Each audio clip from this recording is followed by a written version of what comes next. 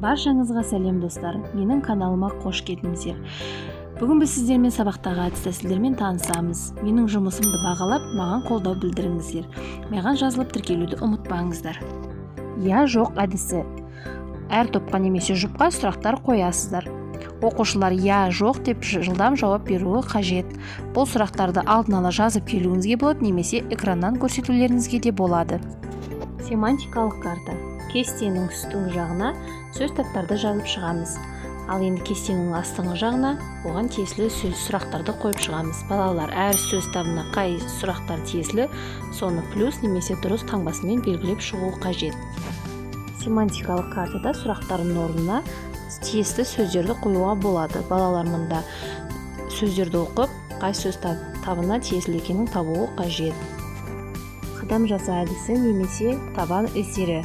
Қосу, азайту, көбейту, бөлуге амалдарының компоненттерін атау.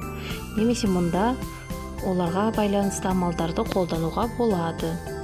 Балалар іздерді баса отырып, берілген сұрақтарға жауап береді, немесе оларға берілген амалдарды орындайды. Мен бастаймын, сен жалғастыр ойыны. Мұнда балаларға сіздер сөйлемнің бас жағын оқисыздар, айтасыздар. Балалар оның жалғасын табуы қажет. Мысалы, сөйлем аяқталған ойды білдіреді деп балалар жауап беруі қажет. Сұрақтары бар қорап әдісі. Мұнда кабинетке қорап қойып, оған оқушылар сабақтың соңында өз сұрақтарын қалдырады. Бұл сұрақтар келесі сабақтың басында талқыланады. Крестиктер және нөлдіктер әдісі ойын арқылы өтеді. Мұнда бірінші команда, яғни нөлдіктер, кестеден сан таңдайды. Мұғалім сол нөмірдегі сұрақты оқиды. Жауап дұрыс болған жағдайда бірінші команда сол квадратқа крестик қояды.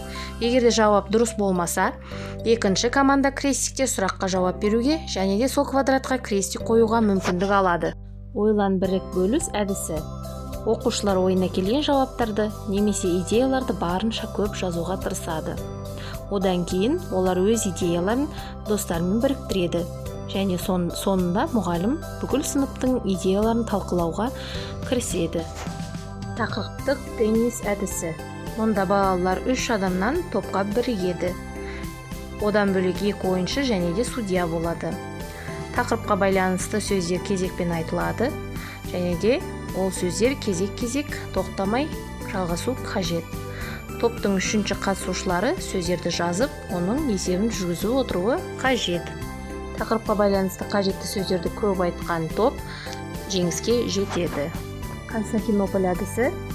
Бұнда тақырыпқа байланысты негізгі сөзді алып, сол сөзден қысқа сөздерді құрастырып шығу қажет балалар. 10 және де одан да көп сөз құрастырған балаларға өте жақсы деген баға қойылады. 8 және де одан да көп сөз құрастырған балаларға жақсы деген ұпай беріледі. Жаман емес деген ұпай 6 және де одан көп сөз құрастырған балаларға беріледі. Достар, міне бүгін біз сіздермен сабақтағы тиімді әдіс-тәсілдермен таныс болдық. Маған жазылып тіркелуді ұмытпаңыздар. Келесі жолы бұдан да қызықты ойындар мен әдіс-тәсілдер болады.